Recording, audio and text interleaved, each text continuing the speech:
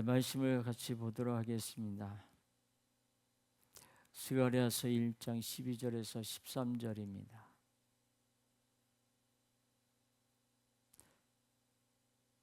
구약성경 1313쪽입니다. 스가랴서 1장 12절에서 13절 말씀. 다 자신 줄 알고 제가 봉독해 드리겠습니다. 이 계시된 말씀을 봉독해 드릴 때에 살아계신 하나님의 음성을 들으실 수 있기를 바랍니다. 여호와의 천사가 대답하여 이르되 만군의 여호와여, 여호와께서 언제까지 예루살렘과 유다 성읍들을 불쌍히 여기지 아니하시려 하나이까? 이를 노하신 지 70년이 되었나이다 하매, 여호와께서 내게 말하는 천사에게 선한 말씀, 위로하는 말씀으로 대답하시더라. 아멘.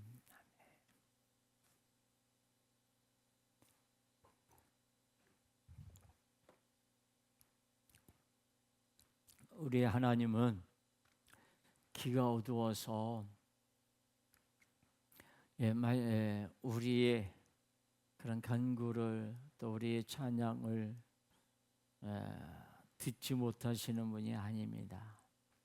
그분은 우리의 작은 시름소리까지도 다 들으시는 분이십니다. 그리고 우리가 주님 앞에 엎드려서 신음하면서 괴로워할 때 주님은 그 소리를 듣고 찾아오시고 우리를 위로해 주시고 우리의 신음의 소리를 제거해 주시면서 감사하고 찬양할 수 있는 그런 자로 우리를 만들어 주시는 주님이십니다.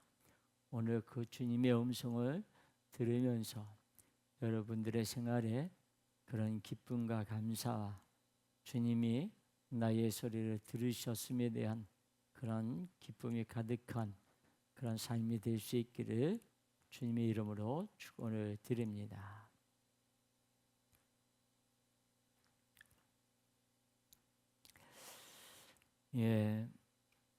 우리 노래하는 사람들이 참 많이 있습니다. 여러분들도 잘 아시는 것처럼 길가에 보면 이렇게 현역 가왕, 콘서트, 또 어떤 곳에는 어느 가수의 이름을 붙이면서 콘서트 한다고 붙인 그런 광고를 보았을 것입니다. 그리고 TV에서도 그런 열광하는 수많은 사람들이 열광하는 그런 그룹이 있다라고 하는 것도 여러분 아실 거예요. 특별히 방탄소년이라고 하는 일명 BTS라고 하는 남자 7명으로 구성된 그룹이 발표한 앨범 2집에 나오는 타이틀곡이 이런 제목의 피, 땀, 눈물이라는 곡입니다. 이 곡이 특별한 이유는 BTS의 멤버들이 무명 시절부터 흘렸던 그런 노력, 즉 땀과 피와 눈물에 대하여 팬들도 공감하면서 박수를 보냈습니다. 그리고 듣는 사람들도 피와 땀과 눈물의 양, 즉 노력한 만큼 언젠가는 응답받는다는, 결국 아름다운 열매를 맺는다는 희망이 생겼기 때문에 전 세계적으로 많은 사랑을 받는 노래가 되었습니다. 확실히 지금 BTS는 그들의 노력, 그들의 땀, 그들의 애씀, 그들의 노력에 대하여 충분한 열매, 팬들에게 응답을 받는 듯 합니다. BTS라고 하는 남자 7명으로 구성된 그룹을 보면서 원하는 삶의 열매, 인생의 응답을 위해 더욱 열심히 노력해야겠다라고 하는 스스로 다짐을 하면서 굳은 결심을 하게 됩니다. 그렇다면 BTS처럼 전 세계적으로 인생의 응답을 받으려면 얼마만큼의 노력을 해야 합니까? 자, 오늘 본문에 보시면 오랜 시간 동안 노력해서 돌이킴과 애씀에 대한 응답으로 감회가 남다른 사람들이 등장합니다. 바로 길고 길었던 70년간의 바벨론 포로 생활이 끝났다는 선한 말씀, 위로하는 말씀을 듣는 스가랴 선지자와 유다 백성들입니다. 하나님은 스가랴를 통해 70년의 길고 처참했던 포로 생활을 끝내신다고 응답해 주셨습니다. 한번 생각해 보십시오. 70년간의 포로 생활 동안 이스라엘 백성들은 애절한 마음으로 기도를 했을 것이고 끊임없이 많은 노력과 절제 있는 생활을 했을 것입니다. 그런 그들의 간절함에 하나님도 70년간의 긴 징계인 바벨론 포로 생활을 끊고 이제 선한 말씀, 위로하는 말씀으로 응답하시는 것이 아닐까요? 간절함이 가득한 눈물, 돌이킴에 대한 노력이 진노하셨던 하나님의 마음을 감동시키는 것 같습니다. 70년 동안의 부르짖음, 곧 이스라엘의 처절한 돌이킴과 이스라엘 백성들의 기도를 들으시고 이제는 하나님도 징계를 거두고 회복의 응답을 주시는 것 아니겠습니까? 과거 우상을 섬기며 이스라엘이 하나님께 범죄하여 바벨론의 포로로 끌려가는 징계받을 때도 있었지만 그러나 이제는 하나님께 간절히 부르짖으며 눈물과 끝없는 돌이킴으로 그 길었던 포로 기로부터 해방되는 응답을 받았다면 이스라엘 백성들이 했던 그 70년 동안의 그 간절한 기도, 이스라엘 백성들이 쏟았던 70년 동안 처절한 돌이킴으로 기쁨과 감격이라는 뿌듯함이 가슴으로 느끼게 될 것 같습니다.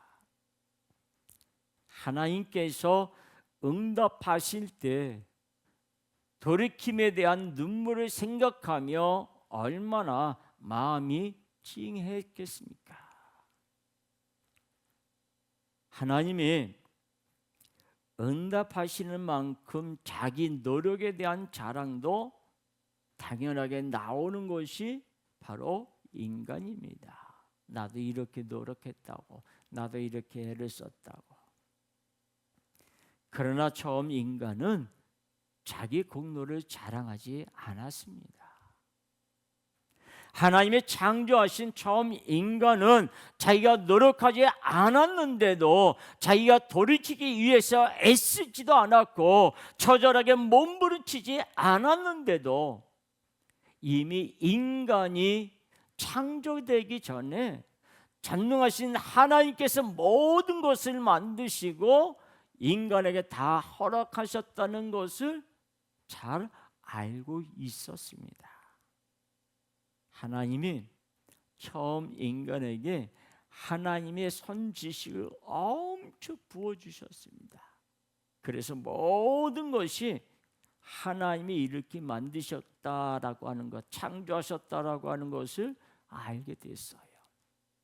그래서 처음 인간은 하나님의 은혜와 공로만을 찬양하기에 바빴습니다. 그러나 시간이 지나면서 그 은혜와 공로에 대한 감사가 조금씩 묻어지면서 내 노력과 돌이킴에 대한 은근히 그런 자부심이 생기게 됐어요.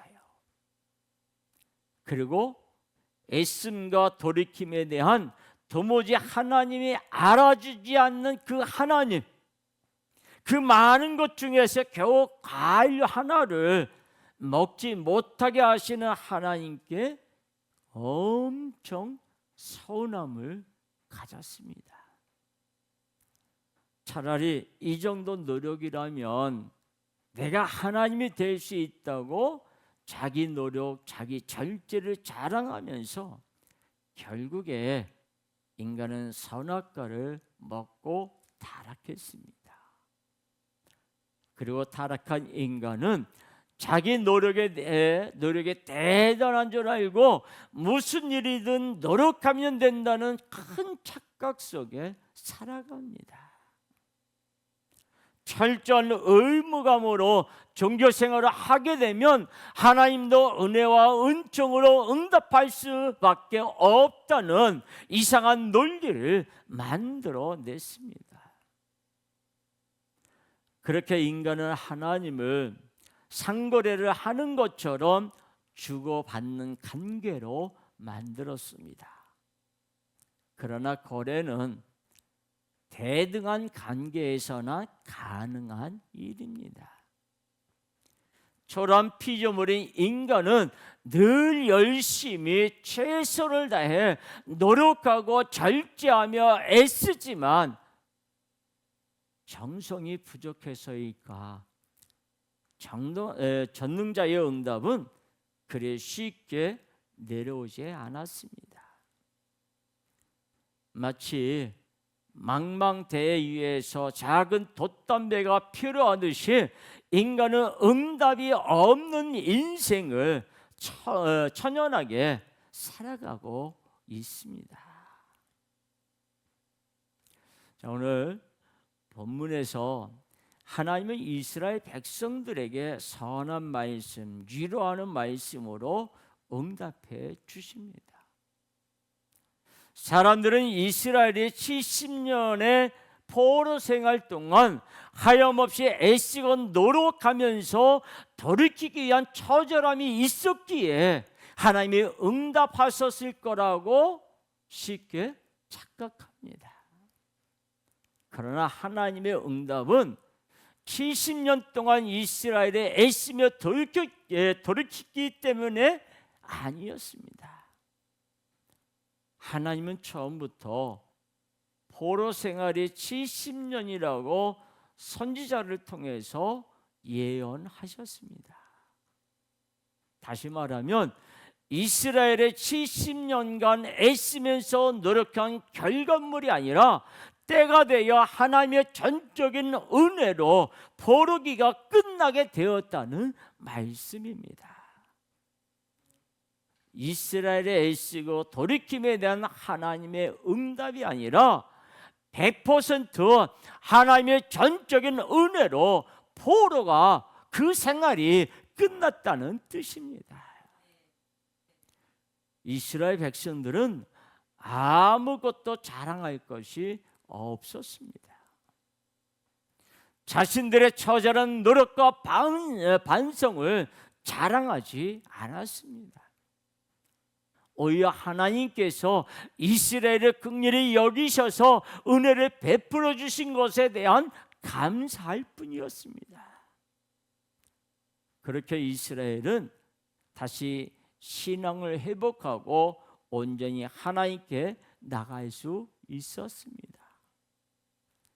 인간이 하나님 앞으로 나가기 전에 무수한 죄 때문에 아무것도 볼 수 없고 아무것도 할 수도 없는 불쌍한 인간들에게 하나님이 먼저 찾아오셨습니다.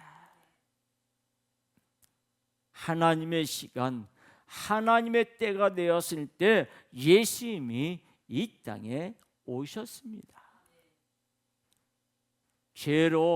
수많은 죄로 말미암아 답이 없는 자들을 구원할 자로 예수님이 오셨습니다. 근데 왜 포로기가 70년이었을까요? 에레미야 25장 11절 말씀에 보면 이렇게 기록하고 있습니다. 우리 같이 함께 한 목소리로 읽습니다. 이 모든 땅이 폐허가 되어 놀랄 일이 될 것이며 이 민족들은 70년 동안 바벨론의 왕을 섬기리라. 아멘. 여기 하나님이 분명히 말씀하시기를 몇 년 동안요? 70년 동안 바벨론 왕을 섬길 것이다. 이 말은 70년이 되면 너희를 포로에서 돌아올 수 있게 해주신다는 말씀이에요. 70년이라는 기간은 하나님을 경외하는 법을 배우는 새로운 세대가 예루살렘으로 돌아와 성전을 재건하도록 하기 위한 영적 정화의 시간이었습니다. 따라서 인간이 평생을 노력해도 도무지 해결할 수 없는 구원의 문제를 예수님의 전적인 은혜로 구원에 응답해 주시려고 이 땅에 오셨습니다. 예수님은 하나님과 동등한 분으로서 전능하신 분이십니다. 근데 인간은 전능하다는 것을 오해하고 있습니다. 전능자가 생각이 있는데 없는데 인간의 감동적인 노력으로 신이 움직여 응답한다? 있을 수 없습니다. 어떤 조건에 따라서 움직이게 된다면 그건 전능자가 아닙니다. 전능자는 인간이 무엇을 했기 때문에, 인간이 어떤 노력을 했기 때문에 응답하시는 것이 아닙니다. 전능한 존재는 스스로 움직이십니다. 예수님은 죄인들에게 일방적으로 응답하셨습니다. 병든 자를 고쳐주시고 배고픈 자에게 먹을 것을 주셨고 귀신 들린 자에게 귀신을 내어 쫓아주시는 것은 예수님의 죄인들의 그런 노력 때문에 감동해서 고쳐주시고 내어 쫓아주신 것이 아닙니다. 전능한 원자이신 예수님의 전적인 은혜로 먼저 병든 자, 배고픈 자, 귀신 들린 자, 신랑을 잃어버린 자를 친히 찾아가셔서 응답해 주셨습니다. 예수님을 만난 자들 중에 어느 누가 자신의 노력을 말할 수 있을까요? 아무도 전능하신 분, 은혜 주시는 그 분 앞에서 내가 의무감을 갖고 이렇게 애쓰면 노력했다고 말할 수 없습니다. 그저 감사와 감격으로 몸부림을 칠 뿐입니다. 그러나 예수님 앞에서 전혀 다른 태도를 갖고 자기 노력을 자랑하던 자들이 훨씬 더 많았습니다. 예수님을 향해서는 갈릴리 시골 출신 주제에 무엇을 할 수 있느냐고 전능하신 구원자를 사입이 마치 우두머리, 이단의 우두머리로 취급을 했습니다. 예수님이 가난하고 높은 자리에 오르지 못한 것은 노력하지 않았기 때문이야. 그것이 아니라 감히 전능자의 능력을 죄 많은 인간이 하찮게 여길 뿐이었습니다. 아주 미미하게 문자적으로 지킨 율법 몇 가지를 가지고 마치 엄청난 일을 한 것처럼 자기의 노력과 기도로 나라를 회복할 수 있다고, 하나님이 응답하실 것이라고 목에 힘을 가득 들어간 자들이 누굽니까? 그리고 기도하지 않고 노력하지 않고 그저 게으르고 애쓰지 않고 먹고 마시기를 탐하는 예심을 향해서 암적인 존재를 죽여야 한다고. 자칭 기도한다는 자들이, 스스로 노력한다는 자들이 가장 큰 목소리로 예심을 향해서 목소리를 높였습니다. 예수님이 십자가에 달릴 때 미리 기도하지 않아서 열심히 노력하지 않았기 때문에 하나님의 응답을 받지 못하고 죽었다고 십자가의 사건을 본 많은 사람들이 머리를 흔들며 예수님을 모욕했습니다. 그러나 예수님은 그런 인간들의 모욕에도 일방적인 은혜를 주셨습니다. 지옥불로 심판받아야 할 자들에게 오히려 구원으로 응답해 주셨습니다. 사도행전 3장 6절에서 10절 말씀을 함께 보도록 하겠습니다.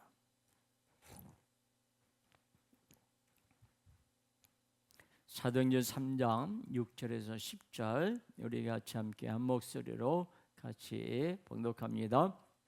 베드로가 이르되 은과 금은 내게 없거니와 내게 있는 이것을 내게 주노니 나사렛 예수 그리스도의 이름으로 일어나 걸어라 하고 오른손을 잡아 일으키니 발과 발목이 곧 힘을 얻고 뛰어서서 걸으며 그들과 함께 성전으로 들어가면서 걷기도 하고 뛰기도 하며 하나님을 찬송하니 모든 백성이 그 걷는 것과 하나님의 찬송함을 보고 그가 본래 성전 미문에 앉아 구걸하던 사람인 줄 알고 그에게 인하여 심히 놀랍게 여기며 놀라니라. 아멘. 이 사도행전 3장에 나와 있는 3장 6절에서 10절 말씀은 우리가 잘 아는 말씀이에요. 성전 미문에 앞에서 앉아 있는 그런 안질뱅이가 있습니다. 이 사람들 그곳에서 앉아서 구걸하면서 하루하루 살아가는 그런 자입니다. 그런데 그때 기도 시간에 베드로와 요한이 성전에 들어가다 그를 보고 발견합니다.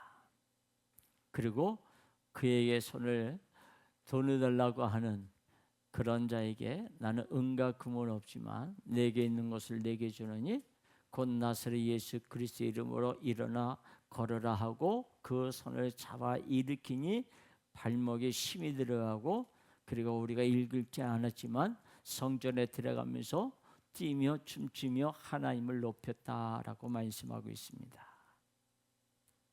베드로와 요한이 성전 미문에 앉았던 이 안질뱅이를 향하여 했던 사건입니다.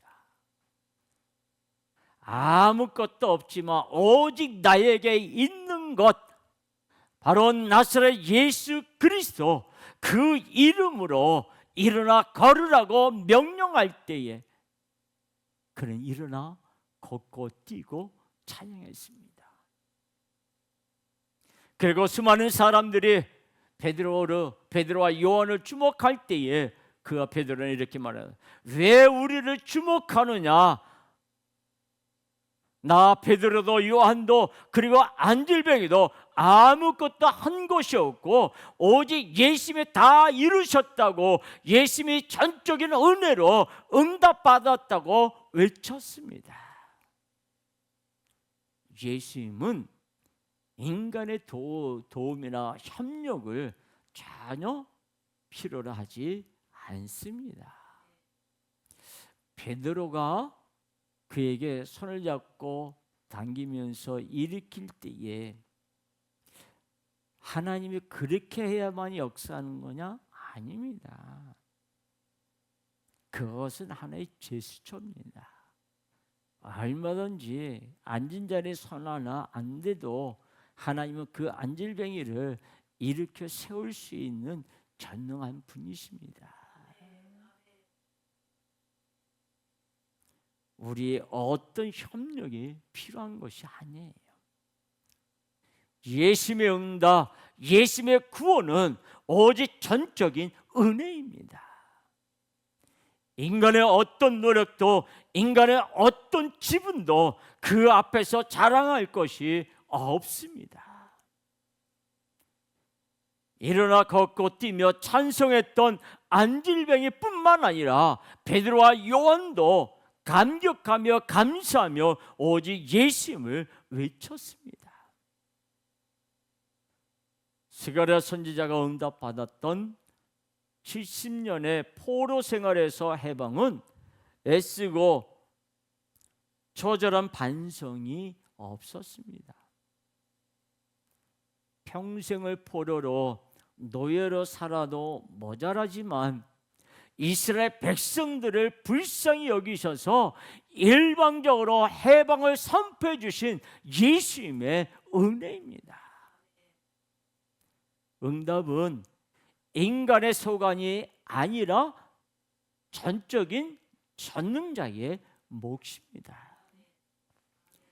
전능자의 응답, 구원은 애씀과 돌이킴의 몸부림이 인간의 노력으로 받게 되는 것이 아닙니다. 인간 안에서부터 시작이 아니라 인간 밖으로부터 인간의 노력과 상관없이 전적인 전능자의 은혜로 인하여 구원의 선물이 주어지는 것입니다.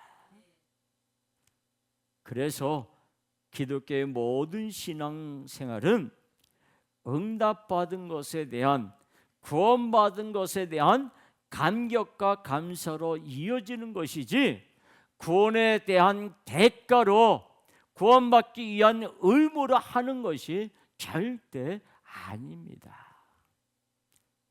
구원은 나의 공로 0입니다. 제로입니다. 주님 앞에 구원을 받는 것은 내가 노력했기 때문에, 내가 애를 썼기 때문에, 내가 열심히 냈기 때문에 아닙니다.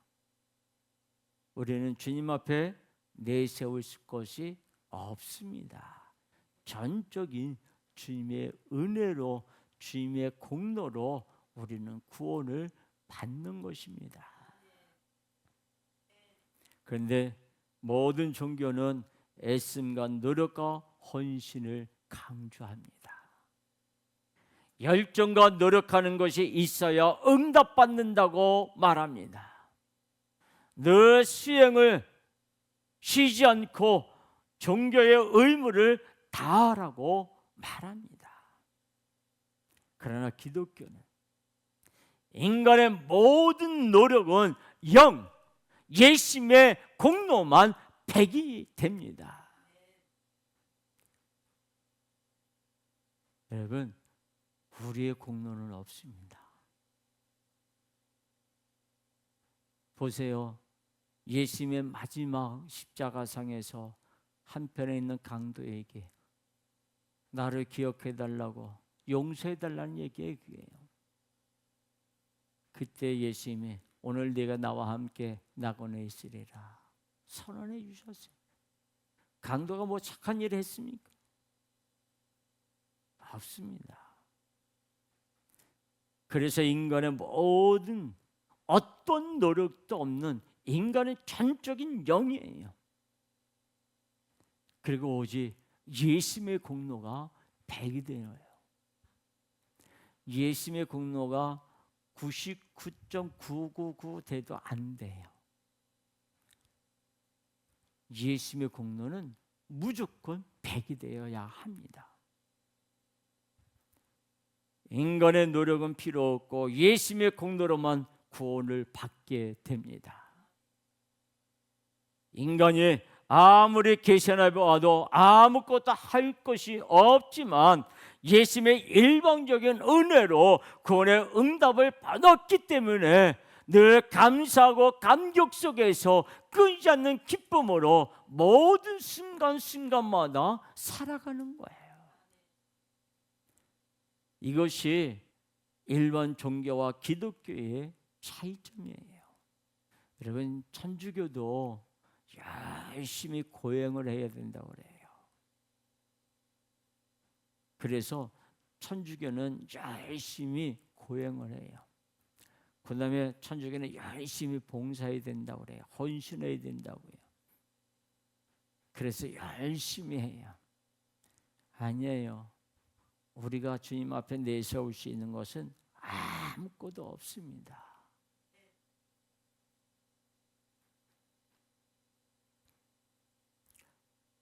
이스라엘에게 응답하신 선한 말씀은, 위로의 말씀은 70년의 노력, 처절한 몸부림에 대한 하나님의 응답이 아니라 전적인 하나님의 은혜로서 오직 응답은 전능자의 몫입니다.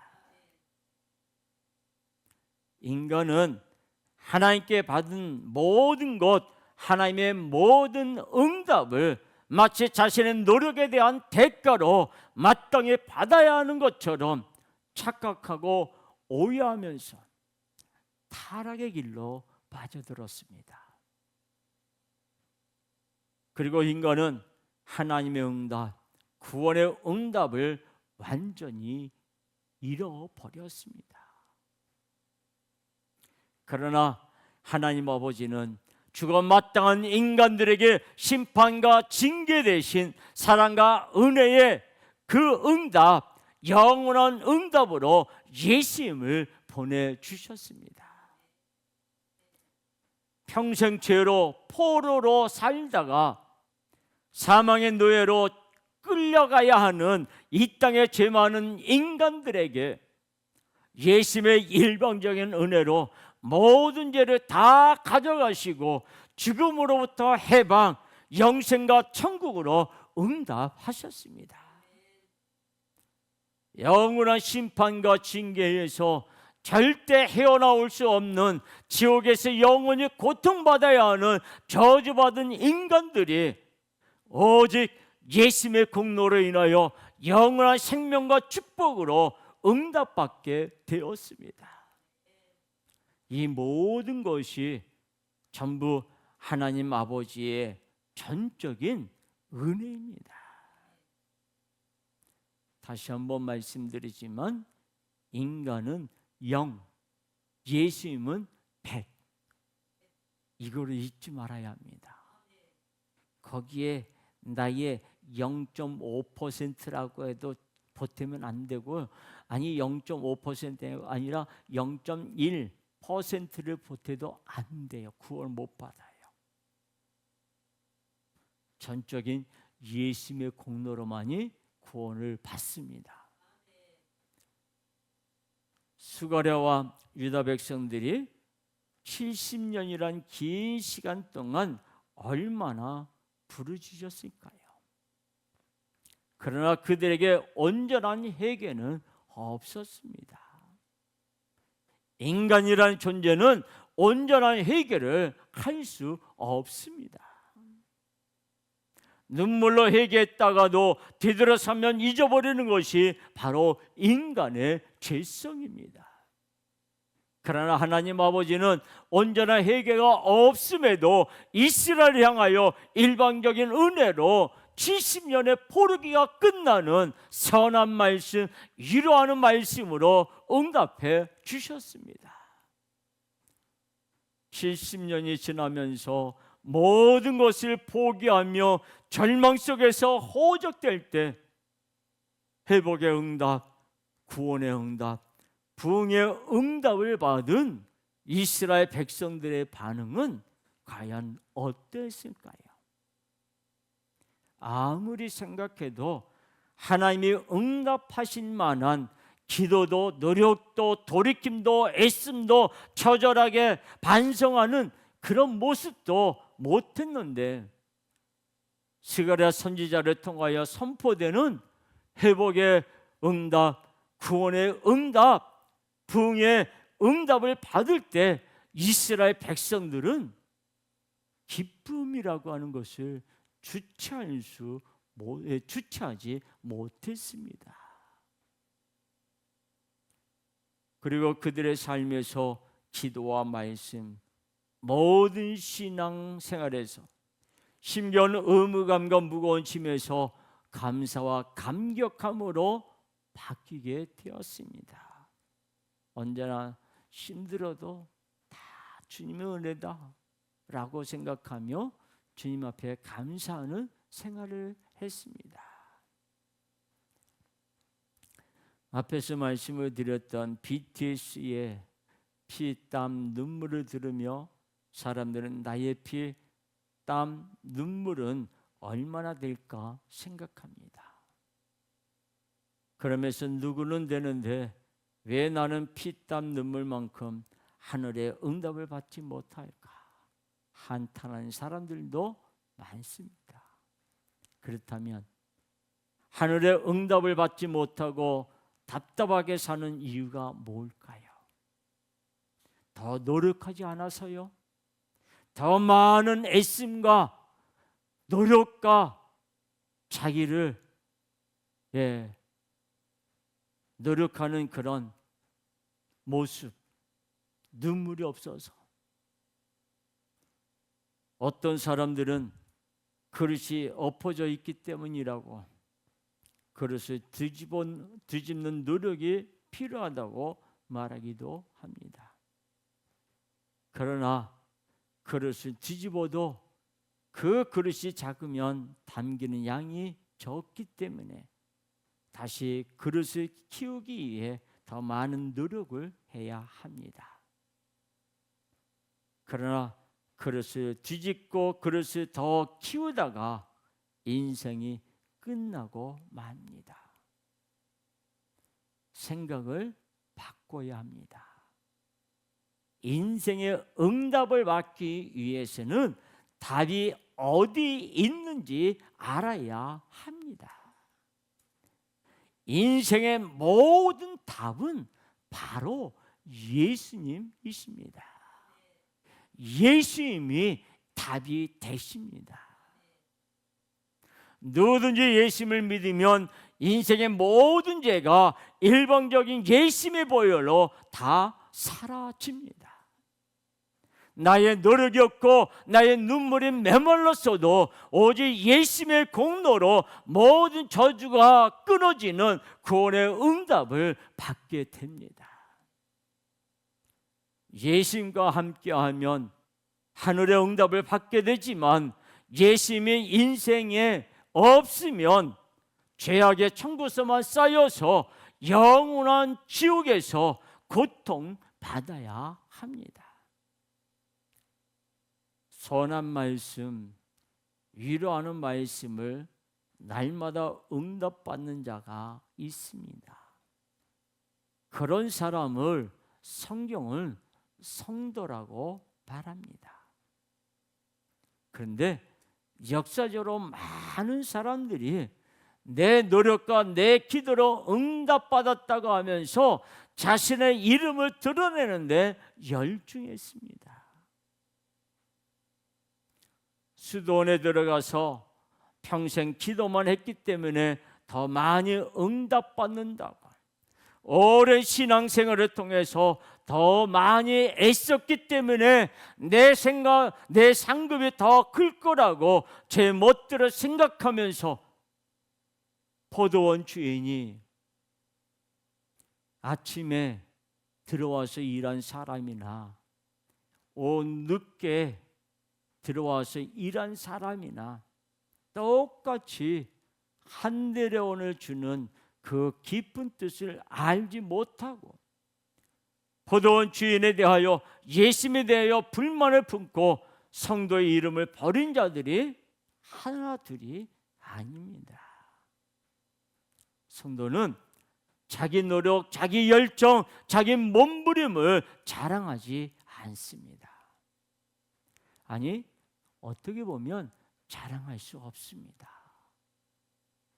허다한 죄로부터 건져주신 예수님의 공로를, 예수님의 은혜를 깊이 알게 되면, 아니 조금이라도 알게 되더라도 감히 내 노력 따위는 자랑할 수 없게 되고 그저 예수님의 공로로만, 예수님의 은혜에 대해 감격하고 감사하며 기뻐하며 찬양하기도 바쁜 거예요. 날마다 그분 앞에 감사하기도 그것도 부족한 거예요. 수십 년 동안 내 노력과 내 기도를 자랑하는 자가 아니라 예수님의 일방적인 은혜로 모든 순간을 살아가는 자가 바로 예수님을 믿는 성도입니다. 예수를 믿는 성도는 자기 자신을 드러내고 자랑하지 않습니다. 모든 것이 예수님이 하셨습니다. 예수님이 이루셨습니다. 예수님이 그렇게 하셨습니다. 예수님이 하셨습니다 라고 모든 공로를 예수님께 돌리는 자입니다. 우리는 성경을 읽으면서 70년 동안 이어진 이스라엘 백성들의 그런 간절한 기도 때문에, 그들의 노력, 그들의 몸부림과 간절함 때문에 하나님이 응답하셨다고 생각합니다. 그러나 이스라엘의 해방, 이스라엘의 부흥은 70년 동안 이스라엘의 간절한 기도와 노력이 아니라 100% 예수님의 은혜로 포로기가 끝나게 되었습니다. 앞에서 에레미야를 통해서 우리가 말씀을 보았던 것처럼 70년이 끝나는 해, 이 말은 하나님이 70년 동안 정해주신 거예요. 그리고 70년이 끝나면 하나님이 그들을 그 고통에서 건져주시겠다고 하는 하나님의 약속이에요. 따라서 인간이 무엇을 해서 무엇을 이루어서 하나님이 응답하셨다? 아닙니다. 전적인 하나님의 은혜입니다. 우리는 성경을 심히 오해해서 나의 애절함과 나의 처절한 반성과 나의 끝없는 눈물, 곧 나의 노력에 의해서 주님이 응답하시는 줄 착각한 때가 많이 있습니다. 그래서 의무감으로 기도하고, 그리고 의무감으로 율법을 지키려고 하고, 그리고 주일마다 주일이 되면 오늘은 의무감으로 교회를 나가서 주일을 지키는 그런 모습, 그리고 내가 선행도 봉사도 해야 한다는 그런 의무감으로 행하고 있는 자들이 많이 있습니다. 그런데 의무감으로 했던 모든 열심과 노력에 대한 대가, 애쓰면서 했던 종교 생활에 대한 합당한 대가가 없으면 하나님을 향하여 왜 응답하지 않으시냐고 짜증내고 하나님께 분내는 자들도 있습니다. 하나님이 응답하시면 당연한 대가라 생각하고 자기 자랑하기에 바빠합니다. 스가랴에게 하신 하나님의 말씀은 이제 전적인 하나님의 은혜로 포로기가 끝난다는 것인데, 이것을 인간 중심으로 보면서 인간의 노력과 인간의 몸부림과 인간의 애절함이 하나님도 응답하게 된다고 신성모독적인 말을 쏟아내고 있습니다. 이것이 우리의 죄악입니다. 우리는 아무도 예수님의 이 땅에 오시기를 간절히 기도하지 않았습니다. 아무도 부흥을 기대하지도 않았고 기도하지도 않았습니다. 그저 우리가 외쳤던 부흥은 내 배를 채우려고 하는 욕심뿐이었습니다. 내 노력에 대한 합당한 대가를 달라는 패역한 요구뿐이었습니다.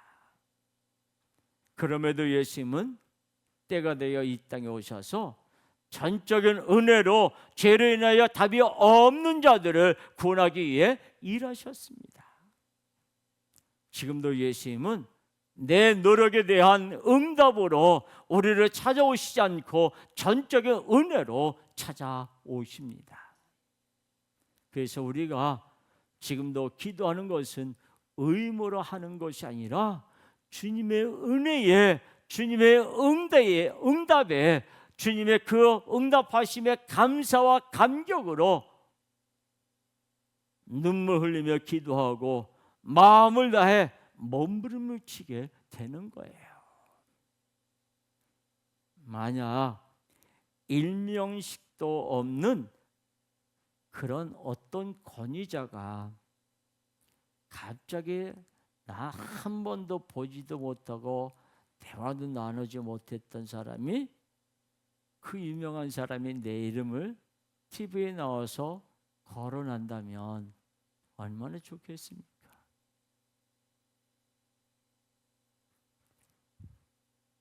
만약에 그렇게 된다면 내 인기는 치솟아오르게 되고 내 삶도 빛나게 될 것입니다. 그래서 사람들은 높은 사람들, 인기 있는 사람들에게 잘 보이기 위해서 노력합니다. 그러나 우리는 그런 노력이 필요 없습니다. 천지의 창조주, 전능하신 구원자, 유일한 절대자가 오늘도 내 이름을 부르시며 구원의 은혜로 응답하십니다. 그렇다면 우리가 무엇을 더 바라겠습니까?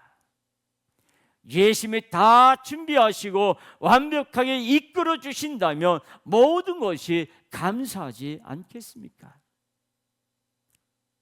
저 역시 마찬가지예요. 설교할 때 설교가 짐이 아니라 내게 주신 은혜가 감사하기 때문에 애쓰고 노력하고 하는 것이지, 기도도 은혜에 감격하여 예수님을 사랑한다고 고백하는 것이고요. 그 놀라운 은혜를 기쁨으로 나눠주기 위해 전도할 수밖에 없는 거예요. 앞에서 말씀을 드리지 않았습니까? 예수님에 대해서 이야기할 수 있는 것, 예수님이 어떻게 나를 이끌어 주시고 어떻게 사랑해 주시고 어떤 은혜를 주셨는지를 이것을 경험하는 사람은 끊임없이 그 입에서 이야기의 보따리가 줄줄줄 쉬지 않고 나오는 거예요. 그래서 전도가 바로 그거예요. 나를 만나주신 그 예수님, 나를 사랑하시는 그 예수님이 어떻게 사랑해 주시고 어떻게 이끌어 주시고 어떤 은혜를 주셨는지를, 그것을 말하는 것이 전도예요.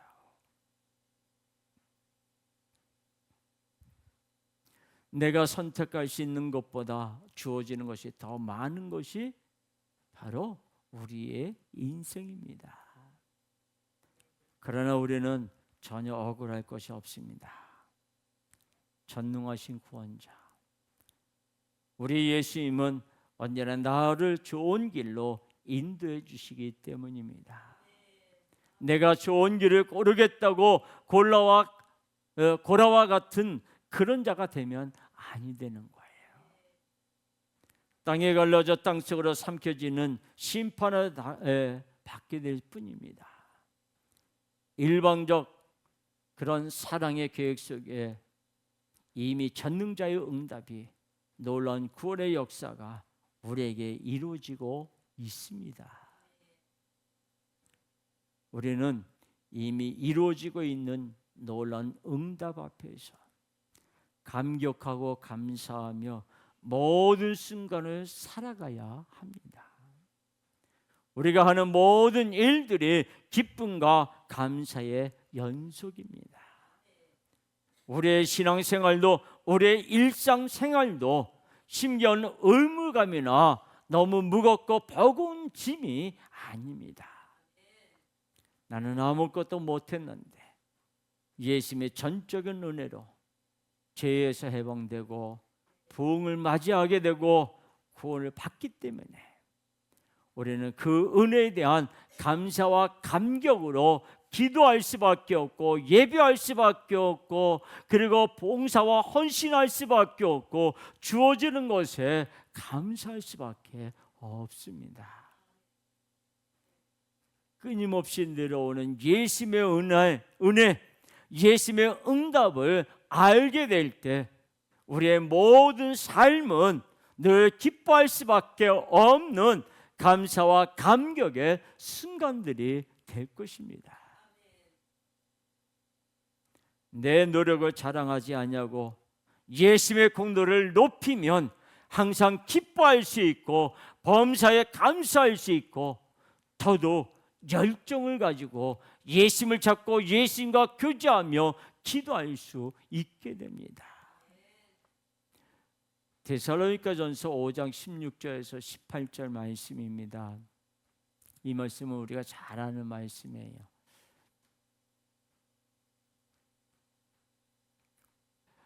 이 말씀은 제가 읽을게요. 잘 들어보세요. 여러분 잘 아시는 말씀이에요. 데살로니가전서 5장 16절에서 18절 항상 기뻐하라. 쉬지 말고 기도하라. 범사에 감사하라.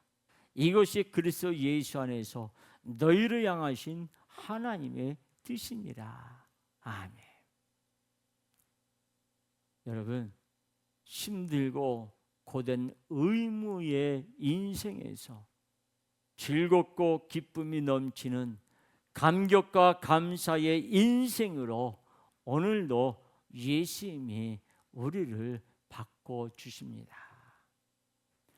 우리의 모든 일이 의무가 되면 결국 대가를 바라게 되고 예수님을 향해 합당한 대가로 응답하라고 요구하는 그런 정말 버릇없는 피조물이 됩니다.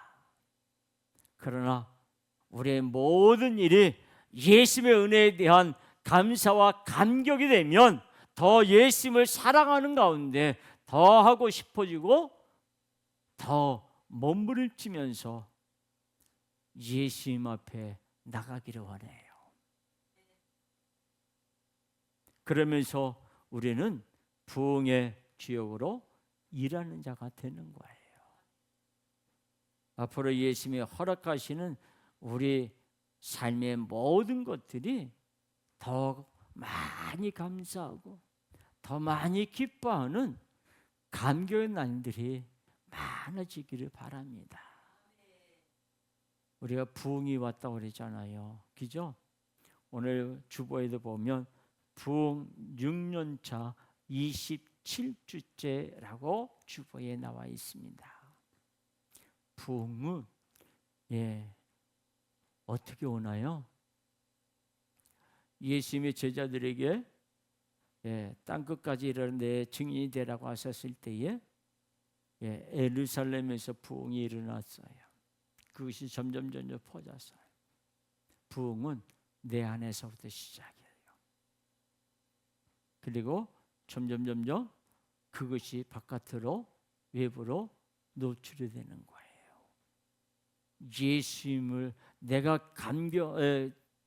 만난 것에 대해 예수님의 사랑에 대해 감사와 감격이 넘치면 내 안에 기뻐하는 거예요. 전에도 말씀을 드렸습니다. 우리 목사님들 만나면 다 하나같이 그런 얘기 다 예수님이 하셨습니다. 예수님이 그렇게 이루어 주셨습니다. 예수님께 영광을 돌립니다. 내가 했다는 말을 안 해요. 내가 이렇게 했기 때문에 예수님이 이렇게 할 수 있도록 해주셨기 때문에 이렇게 할 수 있게 되었습니다 라고 말합니다. 여러분 그것이 부흥이에요. 그것이 많아지면 부흥은 엄청나게 확대되어지는 것입니다. 주님의 계획은 우리 안에서부터 시작되어지는 거예요. 여러분 안에서 부흥이 시작이 되어지고 가족이 그리고 주변으로 번지는 그런 놀라운 역사가 있기를 주님의 이름으로 축복합니다.